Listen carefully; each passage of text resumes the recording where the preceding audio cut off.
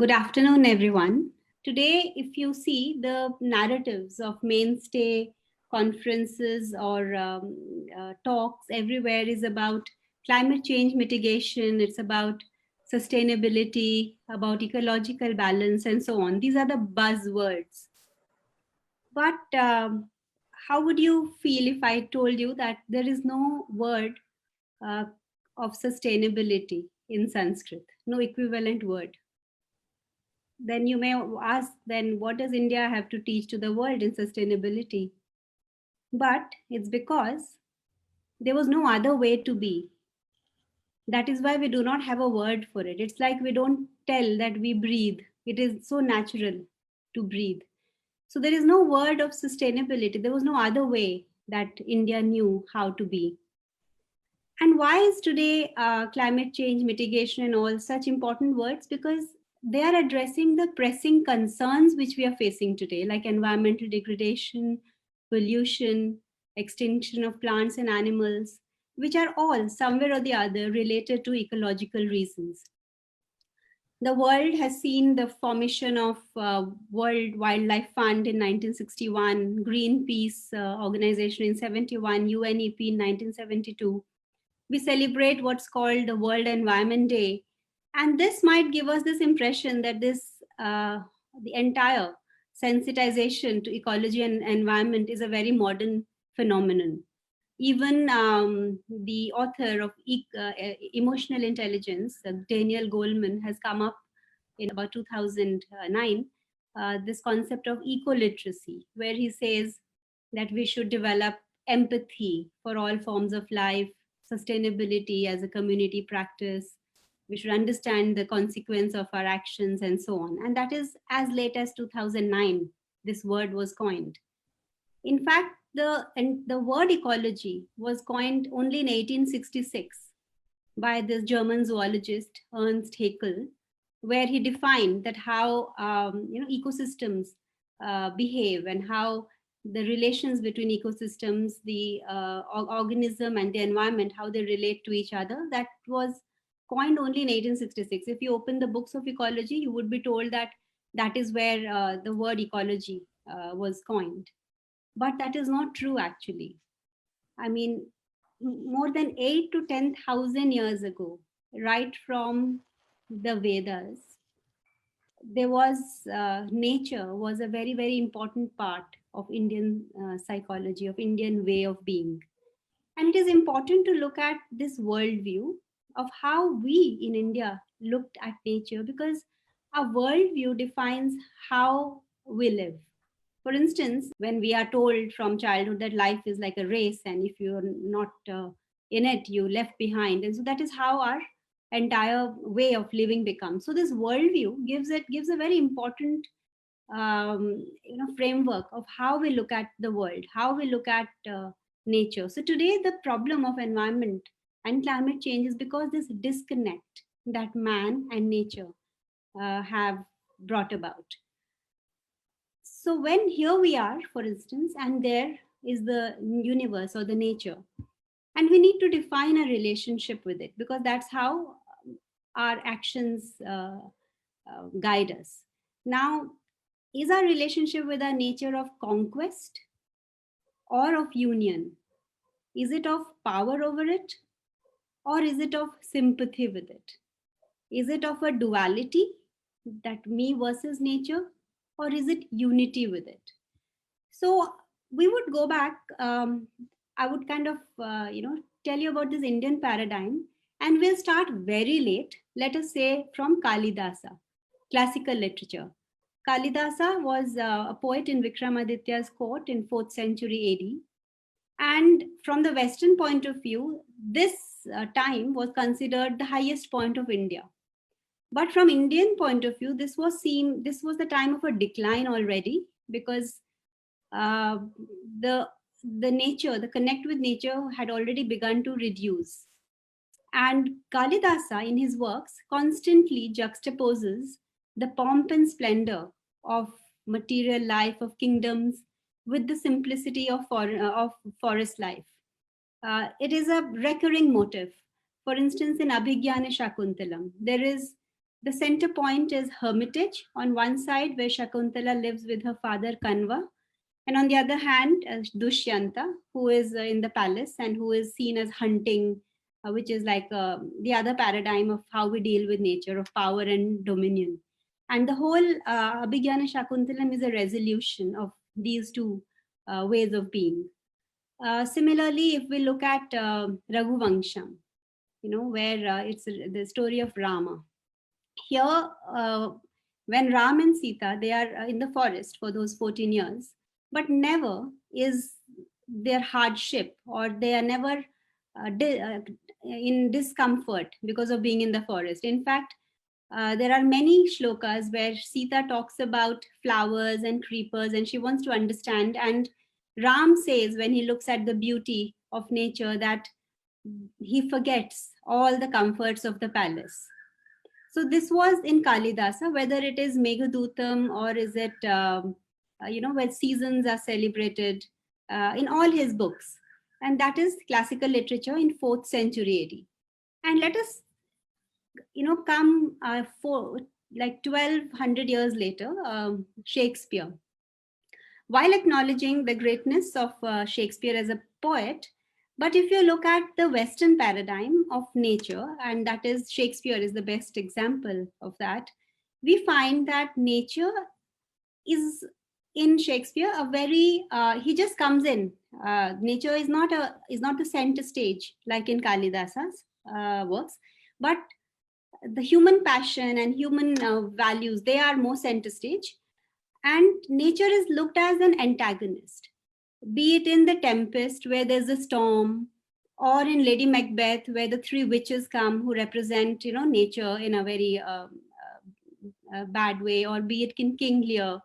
So nature is always seen as an opponent that has to be harnessed, that has to be controlled, held by the mane, as it were. And whereas in Indian philosophy, which is seen in this classical literature, nature is soothing. There are fountains, there are birds, there are flowers. This is the context where most of the literature is written, and this was as late as I said, 3rd century AD. Let's go back now to the Puranas. The Puranas were from 3rd to 10th century BC, and we do not have any Western, work to compare with Puranas because it was antiquity. And Puranas, again, when we see, is replete with man's coexistence of God, man, and nature, comprising plants and animals. In Vishnu Puran, the whole allegory of 10 avatars, from fish to Kalki, it moves, from fish to tortoise to the boar, through Narasimha and Vamana to Parshuram and Ram. So there's a seamless movement of the animal kingdom, to the human kingdom, and in an evolutionary way. Every god or goddess in the Puranas has a Vahana, and that animal becomes as sacred as the goddess itself. Like in Shiva Puran, and there is Nandi. Shiva is called Pashupati. There is a name for him where he is also the lord of the animals, Pashupati. We have the great saying of the Puranas that Yat Pinde Tat Brahmande, which means what is the microcosm is the macrocosm. What is the body? That is the universe. So this is how in the Puranas the concept of nature is. If we go back to even Kalidasa again, Shakuntala, when she gets up in the morning, she first waters the plant before she herself drinks water. So these little acts, kind of talk about how nature is looked after and valued than our individuality. From the Puranas, we move to the Vedantic vision. In the Vedantic vision, there are these Mahavakyas. Let us look at these Mahavakyas. It was an education which was very different. As I said earlier, it was experiential education. So when the student came to the teacher that I have come to learn and what do I do, the teacher says, Prajnana Brahman, that all this consciousness, all that you see around is Brahman, and please go and meditate on it. And this is from the Aitareya Upanishad. So the child or the student goes and he meditates on this, that Prajnana Brahman, all this is Brahman. And then he comes to this question that, okay, if all this is Brahman, that what am I? And then he goes back to the teacher. This is after several years of meditating. And then the teacher tells him, then he tells that what am I if all this is Brahman? The teacher says, Tat Tvamasi, which is the second Mahavakya. This is in the Chandogya Upanishad. That you are that pure self and the ultimate reality. Go and meditate on this. And the student goes again, starts meditating, and he tries to understand that if I am that, what is that? Is my hand that? Is my body that? Is my thinking that? And then he goes back to the teacher, and then the teacher gives him the third Mahavakya, which is I am Atman Brahman. This Atman in me is the Brahman, is the ultimate reality. And this we find in the Mandukya Upanishad. And the student again kind of concentrates on that, meditates on that this Atman in me is Brahman. And then one day he attains this insight that Aham Brahmasmi, I am that. So, which is the part of the Brihadaranyaka Upanishad. So the Vedanta, all the Upanishads are stories, they are dialogues between the teacher and the student, and each one trying to point out these three realities and how they are one. So there is this individual, which is us, and there is this universal, the cosmic, the universal consciousness, and there is this transcendental consciousness. So I am the individual consciousness, which we consider as I in our egoistic, ignorant state. And then slowly the student is taken to the experience that this I is not his true I, whereas the universe, the cosmos around him is his true self, his cosmic self. It is like the wave realizing at some point that it is not just a wave, but it is the ocean, coming up in different forms.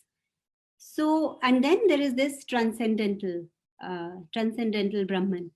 So these three stages of being, of the transcendental from which everything emerges, of the cosmic and individual. Cosmic is nature and individual is me, as I see myself today. So the entire paradigm, the Upanishadic Vedantic paradigm, is of I being a part of nature and nature being a part of God and I being a part of God, therefore everything being a part of God, and nothing can more beautifully encapsulate it than the very first shloka of the Isha Upanishad, which says, Isha Vasyam Idam Sarvam. All this is for the inhabitation of the Lord or Brahman. Isha Vasyam Idam Sarvam Yat Kinche Jagatyam Jagat. All that is moving in the moving universe. So even back then, the rishis had this understanding that everything is moving. The sun, the earth, the universe, the Milky Way, the atoms, and even at the quantum level, that everything is moving. So all that is moving in the moving universe is for the inhabitation of the Brahman. And Tena Tyaktena Bhunjitha means by renouncing all, we must enjoy all.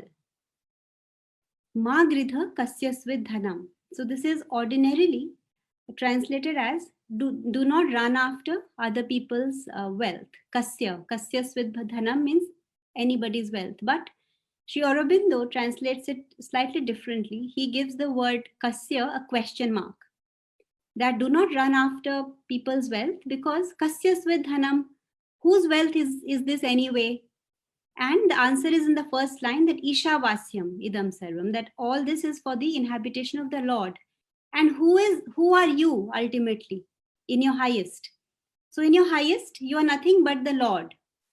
So Isha Upanishad says that instead of thinking myself to be separate from the universe and trying to acquire things materially and possessing it to enjoy it, isn't it better that we become Isha, we become the higher divinity, which we all are, because then all this is ours anyway, because it is the great Upanishadic thing that Ishavasyam idam sarvam, all this is for the inhabitation of the Lord, and we are that Lord in our highest being. So instead of the paradigm of conquest and dominion of material nature, of harnessing it to one's advantage, to enjoy it because I am different from the world, this paradigm, this worldview gives it a completely different shift of how we have to live in this world. When we know that we are anyway, our highest is not this ego centered individual that is living as with this insecurity that I'm different from everyone and I have to somehow acquire and be happy, but I am Isha in my true nature.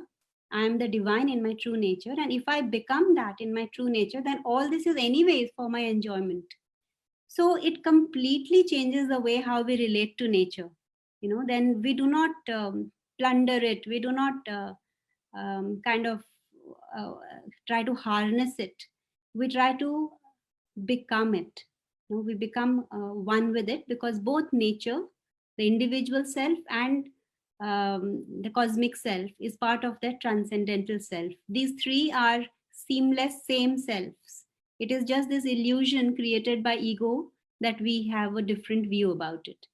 So the Vedantic vision was to me such a revelation. This whole Isha's way of looking at the world, and then when you hear the other Mahavakyas like Sarva Khalu Vidam Brahman, that everything here is Brahman, and then suddenly the approach to the mother, the nature becomes mother, and nature becomes one's extended personality, because I am not this limited ego ridden self here, but I am this cosmic self. I have a self which is cosmic, which I if I attain, then all this is mine anyway. So this is the Vedantic paradigm. The Vedantic paradigm takes us to the Gita as well. And there's beautiful things in the Gita, but I'll just touch upon little things like what are the characteristics of a spiritually developed person according to the Gita. There are several, but one of the things is that it says Advesha Sarva Bhutanam, which means there is no dvesha. There is no dvesha with any living being, be it human or animal or plant or earth. Everything is, there is a sense of oneness with it. This feeling of universal love and oneness, is the deeper understanding of the Gita, and the Vedanta. And it is a very symbiotic relationship. Let's take a very simple example. Like, what plants give out, oxygen, is what we live on. Okay, what we give out, carbon dioxide, is what plants live on. So how can one be more higher than the other? It is so this oneness is right from material level of breathing, which is the stuff of life, to the higher spiritual truths. And this feeling of love and oneness is always there. And because of this lack of this understanding, we see that certain things are done. For instance, this entire COVID, which we are suffering, has come from Wuhan. But the genesis is not just this particular pig sty where the bat, dropped its food. It goes back to 1950s when Chairman Mao, he started this campaign called the Four Pest campaign, where it was an order that all kinds of rats, flies, and mosquitoes and sparrows should be killed. So all the sparrows in China were killed because they were considered enemies of the agricultural produce, because they would eat it up. And because the sparrows died, there was an increase of insects which the sparrows used to feed on. And that was actually the cause of the famine in the 1950s. It was such a large scale famine that there was no food left to eat. And that is when the people were asked to eat anything that moves, right from snakes to bats to monkeys to dogs and so on, because there was no food to eat. And that is where all these these viruses, that is why they have always their birthplace mostly in China. So when we don't understand the nature and that how it balances us and how it is a part and parcel, these are the kind of human interventions that we do, which are not systemic, which do not take into account all the aspects. And the world today that we see is a result of these kinds of interventions that we have done. The concept that nature is just something out there and we are different from it, and the only way to deal with it, it is not living with it, the word is dealing with it. And therefore we do these kinds of mistakes. So from the Vedantic paradigm, we finally move to the Vedic paradigm. The Vedic paradigm has this beautifully written Bhumi Sukta. Bhumi Sukta is a hymn to the Divine Mother. It forms a part of Atharva Veda, actually, and it talks about the how the Mother Earth is a living being, and how it causes all the life to come forth, and therefore how we man and is the sons and daughters of this Mother Earth, and how we should. And can you imagine, this was written like in Atharva Veda, which is like 10,000 years before today, and all these other initiatives which the world is seeing are just less than 100 years old. All these World Environment Days and everything. So this is the beauty of the Vedic paradigm, or the Vedic vision is very, very different from the Vedantic. In Vedanta, we still have this, dualism, or we have this concept of Brahman. But the Vedas have this parable. It is in the Vedas, there is no me, there is no individual me. There is the whole of Veda is a battle between the forces of goodness, the forces of light, and the forces of darkness. And you offer the sacrifice is the ground that one offers oneself for that play to happen. So there is no ego there in the Vedic paradigm. We have the godheads like Agni or Vayu, or which or these the Varuna, Mitra, and these are all taken from nature, but they have layers and layers of meaning and symbolism. Like Agni is not the physical Agni, it is the divine will in us. And the cows and horses that one gets when one does the yajna are not physical cows and horses, but a cow represents divine light, and horse is divine power. So these are the gifts that one receives when one is on the path and lives life in Vedic principles. So when we give, let us say, when a cow becomes a symbol of divine light, it is impossible to do harm to that particular symbol, right? It is like when your very dear one gives you a ring. A ring is just a material symbol, but you will certainly not keep it with recklessness, or you will not throw it in the dustbin, because it means something very dear to you. It's a symbol of the person who loves you. So when the entire nature, like Saraswati, the rivers, the oceans, the Vayu, Agni, when the whole of nature is used as a symbol of human growth and evolution, which is the purpose of life, then it is impossible to deal with that very nature, in a way which is not respectful, or not, so when we cannot do harm to nature, when we have these paradigms. Now the question may come is that with these great paradigms, the Vedic paradigm, the Vedantic paradigm, this great literature of Kalidasa, and why is it that today in India we find, the way we deal with nature is not very good. The same Ganga that we worship, there is every day a Ganga Aarti that happens, but all the sewerage and industrial waste is also put in the Ganga. So that brings us to the next important question: is that what is spirituality? Spirituality is not just knowing. India has these wonderful paradigms, but unfortunately, along the way, we lost the practice of it. It became just a knowledge of that great paradigm, but in our action, we lost to do the practice of it. So, in the morning, when Raghu was mentioning, I liked it very much that this worldview is what we call the astha. That is our worldview. And then we will that, okay, we need to do something about it with our pratigya. But then finally, there has to be the practice of it. And that is where India lost out. And also because it had a colonial past, for 1000 years.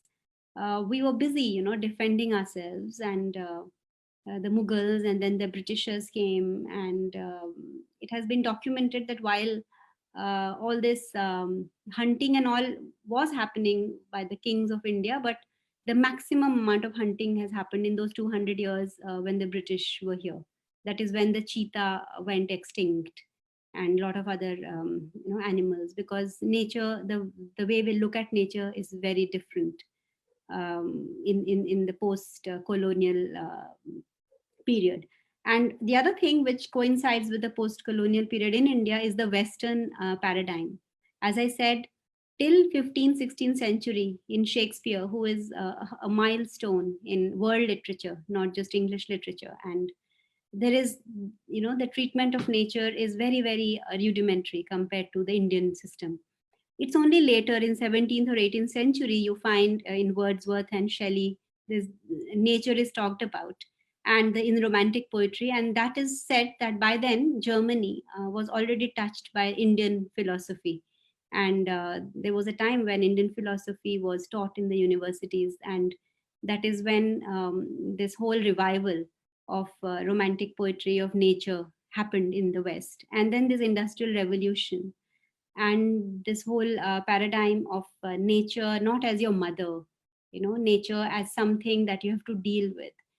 So even after independence for 70 years, we have been following this education system, which is a Western paradigm. We today, all of us know about World Environment Day, but does anybody know about this Bhumi Suktam? This Bhumi Suktam of Atharva Veda. There cannot be a more beautiful, adoration of the divine mother in earth.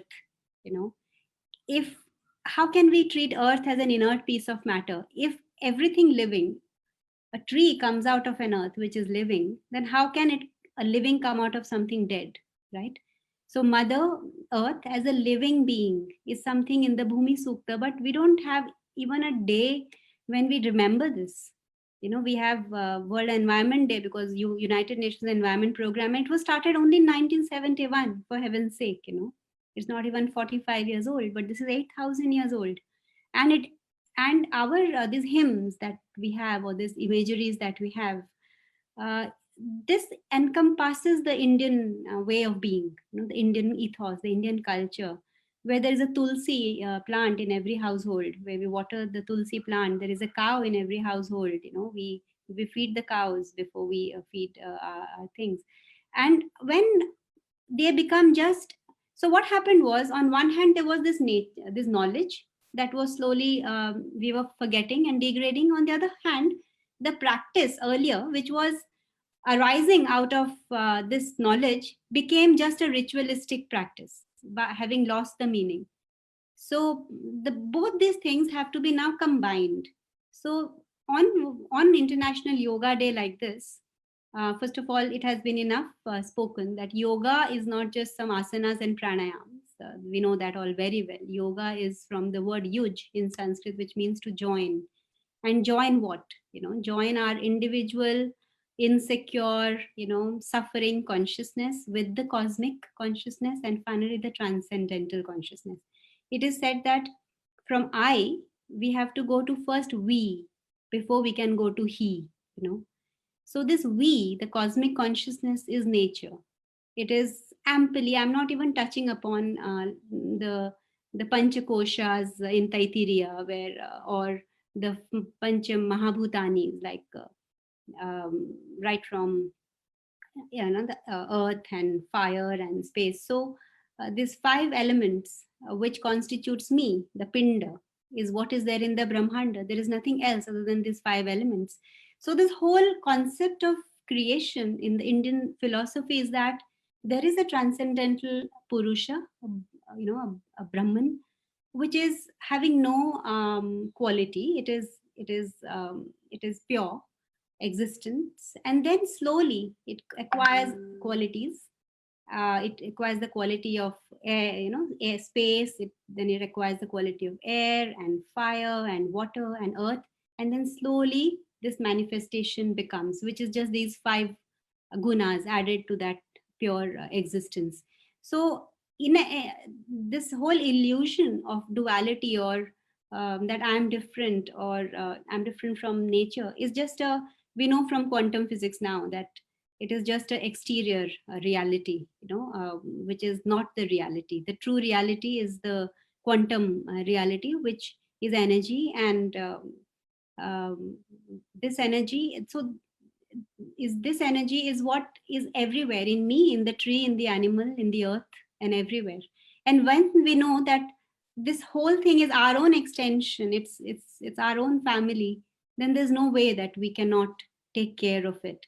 And so this peace and sustainability can come only through this yoga, this practice of oneness, that what I am is what not only the other human being is, but also the other animal is, the other plant is, the very earth matter is also Brahman, and I would like to kind of pause at this stage because I'm aware of the time, and we can have Raghu and others join in. Sure. Thank you, Gitanjali. That is quite a very comprehensive perspective of looking at nature from the Indian philosophy.